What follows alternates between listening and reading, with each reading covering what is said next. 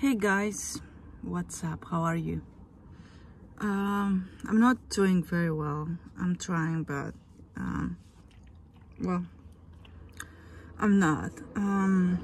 This little guy here, you can, there he is. This is Mowgli's. He's not mine. He's not staying with me. But for the past 2-3 years now, I have been visiting where he's staying, taking care of him, giving him food, playing with him and everything. And he's old, but that's out of the point. For the past week or so, he has been having some trouble with his breathing, and he has been struggling and not having a good mood. So we took him to the doctor, and the news weren't so good. Well, we are gonna give him a treatment. He has like liquid, that's one way to say it. He has, you know, liquid around his heart and in his stomach. We have removed some of his stomach. We are going to remove some from his heart, most of it. And well, the prediction is that he's gonna be able to go on for a few months, not too long, and afterwards we'll see. But we will probably have to put him down, because neither of us wants to see him suffer and continue living just for the sake of it when he's not really in his best. And it's a really hard decision, but we love him and we want him to not suffer anymore. And even though we want him around, if it's best for him to not be around, then that's the choice we'll have to make.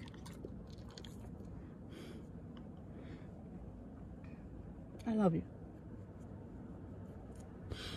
And I have grown very attached to him. Not only me, my friends, my mom, my family. And it's gonna be really hard, but I prefer to let him go than to have him suffer.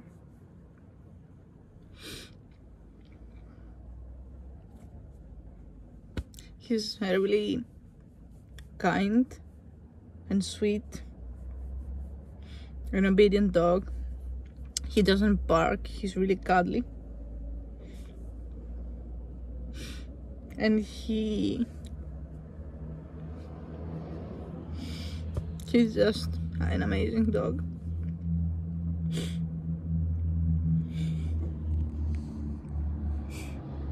He's really excited because he hasn't been outside of the house in years, and he's in the car right now and he's fascinated by everything going on around.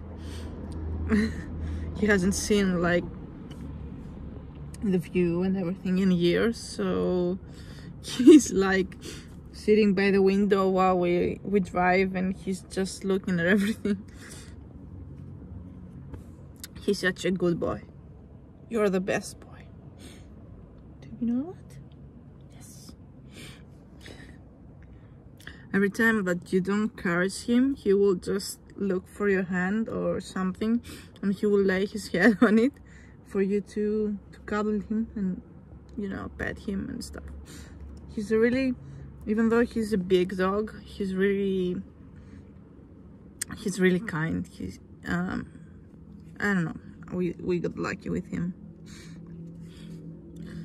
But yeah, this video was to give you a message to take care of your dogs, of your pets in general. If you can't afford, for whatever reason, not only financially, but if you can afford to have a pet and look after them and make sure that they're healthy and being taken care of, then don't get one, because, well, they're not just pets, they're your family, and they deserve to be considered a family member and be taken care of. And we don't deserve them. So if you're lucky enough to have a pet, a baby in your life, then you better cherish it, because we are blessed with them. We don't deserve them, and they are way too good for us. So yeah, this was a video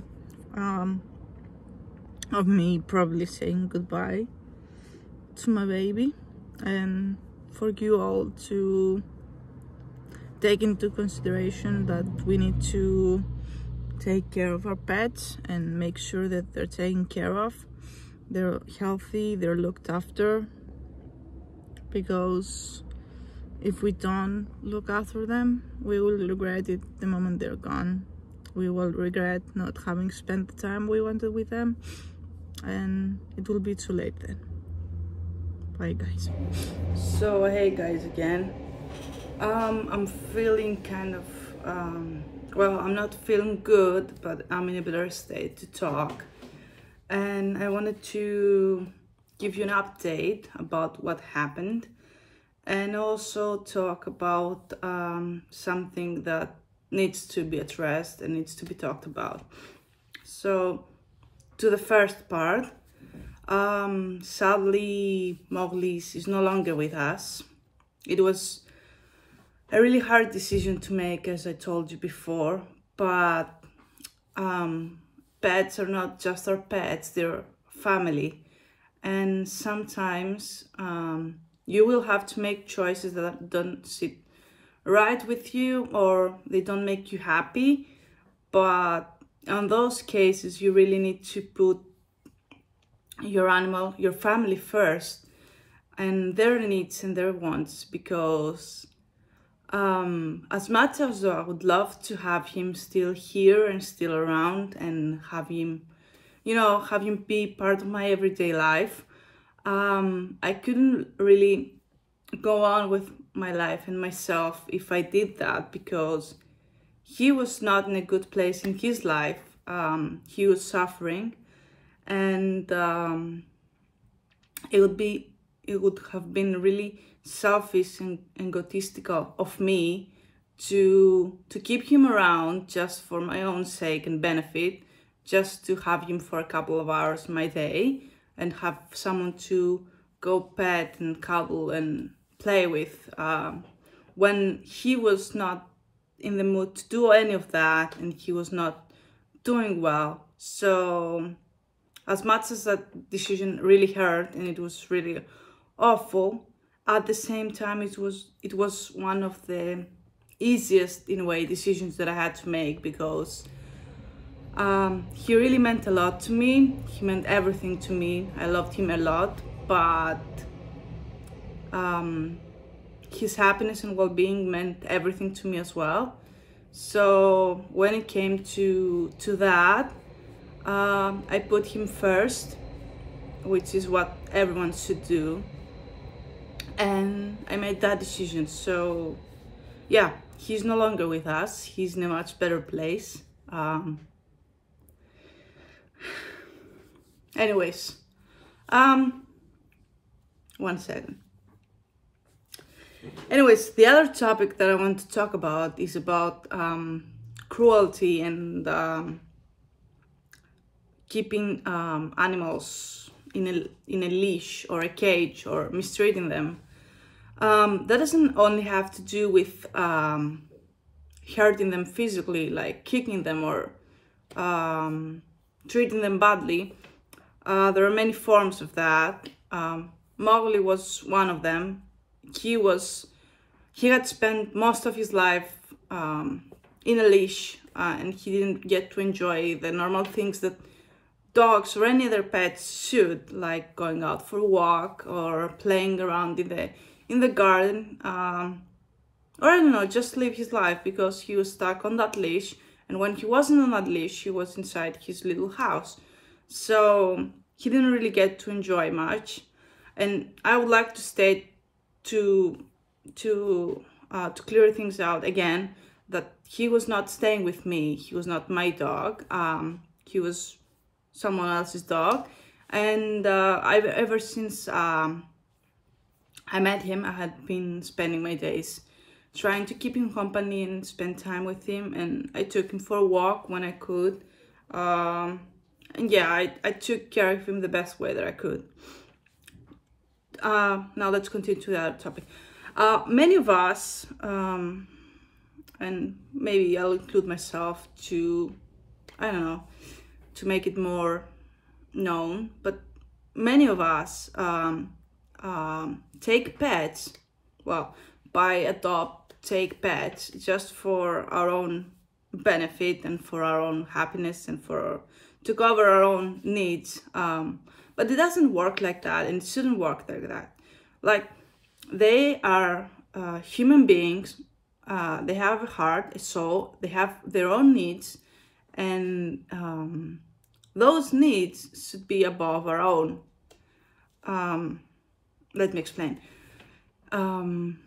It's not only about being able to financially support the dog or spend time with them or take them on walks or, you know, buy them toys, feed them and stuff like that. It's about more than that. Like when you're when the environment that the animal grows up isn't good for them, or when the situation, or I don't know, if the animal is not happy at the end of the day, you got to do something about that. And I don't mean to go pat their backs and cuddle them to make them feel better. I mean something more drastic. Because at the end of the day,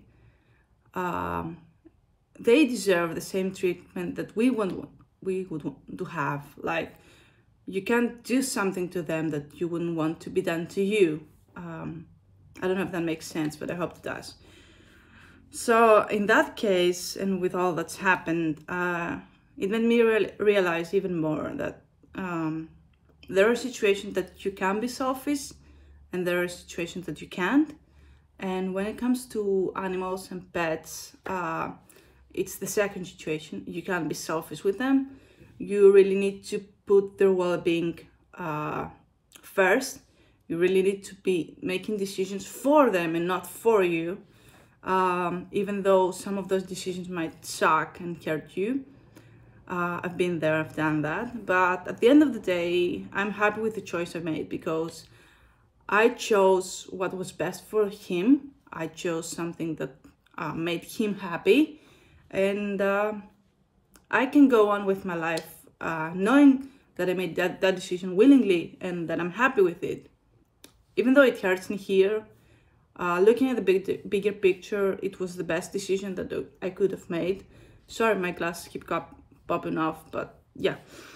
It was the best decision that I could have made, and I'm happy with it. So, to close this up, if you're thinking about getting a pet, whether it's adopting a pet or buying one or getting one from someone you know, you need to keep in mind that you need to put their needs first. You need to care for them, and not only when you feel like it, but at all times. And sometimes you're gonna have to make decisions that aren't good for you, that will make you sad, but they are decisions that are good for them. And that's what you should focus on. That's what you need to do. I know you will be sad. I know you might miss them. I know you'll be mad, but you gotta make them your number one priority. And I don't mean only to provide for them. I mean to do what's best for them and make choices and decisions that are based on the animal's well-being. Now, if you can afford that, there are ways to provide for animals and not have them live with you or be with you.